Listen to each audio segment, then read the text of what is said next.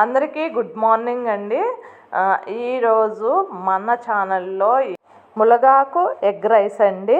ఇది 5 నిమిషాల్లో రెడీ చేసుకోవచ్చు. ఈ ములగాకు ఎగ్ రైస్ ఎలా చేయాలో చూద్దామండి.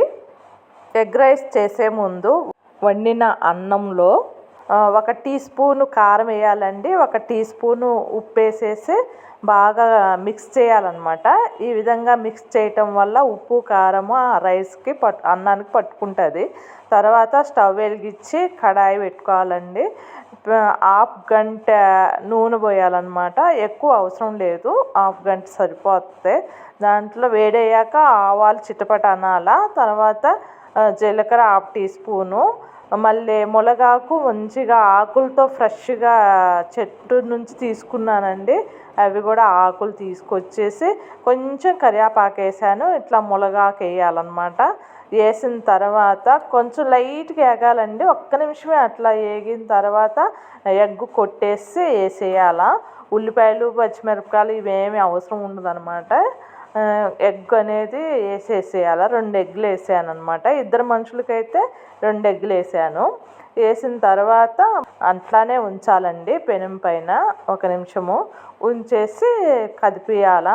ఈ విధంగా బాగా మంచిగా ఫ్రై చేయాలండి, లేకపోతే పచ్చివాసన వస్తుంది. ఎగ్గుది పచ్చివాసన వస్తుంది కదా, నీసువాసన. ఆ విధంగా రాకుండా బాగా ఫ్రై చేయాలండి. ఈ ములగాకు అనేది కరివేపాకులాగా ఉండదండి. బాగా ఎగ్గుతో కానీ ఉడికిపోతుంది అనమాట. మెత్తగా లేతగా ఉంటుంది కదా, ఉడికిపోయి దాంట్లో అన్నంలో కలిసిపోతుంది. ఇట్లా ఫ్రై అయినాక పసుపు వేయాలండి, 1/2 టీ స్పూను.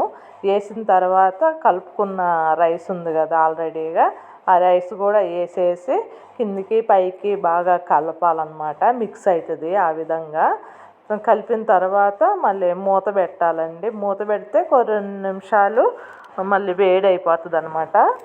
ఈ ములగాకు అనేది అన్నిట్లో వేసుకోవచ్చండి. ప్రతి ఒక్క దాంట్లో వేసుకోవచ్చు. హెల్త్కి చాలా మంచిది. ఎన్నో బెనిఫిట్స్ ఉన్నాయి కదా, మీకు తెలిసే ఉంటుంది. ఇంకా ఆ విధంగా అన్నము రెడీ అయినాక కొత్తిమీర వేసి 1 నిమిషము అట్లా పెడితే ఆ ఫ్లేవర్ అనేది అన్నంలో కలుస్తుంది. ఆ విధంగా వేడి వేడిగా అందరం తింటే భలే టేస్ట్ ఉంటుందండి ఈ ఎగ్ రైస్. ఈ వీడియో నచ్చినట్లయితే ప్లీజ్ సబ్స్క్రైబ్ చేయండి, లైక్ చేయండి, షేర్ చేయండి, బెల్ ఐకాన్ కొట్టండి. మరో వీడియోతో మీ ముందు ఉంటానండి. ఓకేనండి, బాయ్ బాయ్.